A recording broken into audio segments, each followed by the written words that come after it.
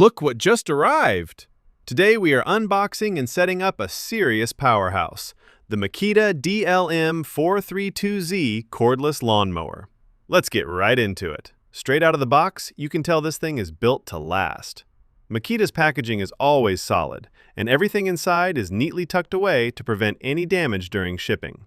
We've got the main mower unit, the heavy-duty grass catcher bag, and all the hardware we need packed in separate bags.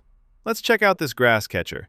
It features a solid plastic top with a handy fill level indicator flap and a durable mesh bag underneath.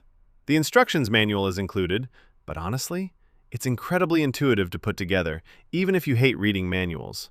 Let's tear away this internal cardboard protection and look at the chassis. First up, assembling the handle knobs. We just take these star-shaped plastic dials, insert the metal pins, and slide them onto the lower handlebars. Everything just clicks right into place. Next, we pull up the handle frame and prepare to secure the upper bars. We also need to clip the main power cord securely to the frame. No loose wires getting caught in the bushes here. Now we thread the main bolts through the side chassis and hand tighten these massive adjustment dials. These big, chunky dials are great because they make adjusting the angle or folding the handle down for compact storage a complete breeze. Let's lift up the rear guard flap and hook the grass collection bag smoothly onto the back slots. Pop the box on, let go of the flap, and the physical build is officially complete. Now for the real magic.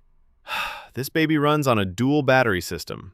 We lift up the smoked plastic protective cover and slide in two 18-volt LXT batteries. Together, they give you a whopping 36 volts of pure cordless cutting power without the hassle of gas or cords.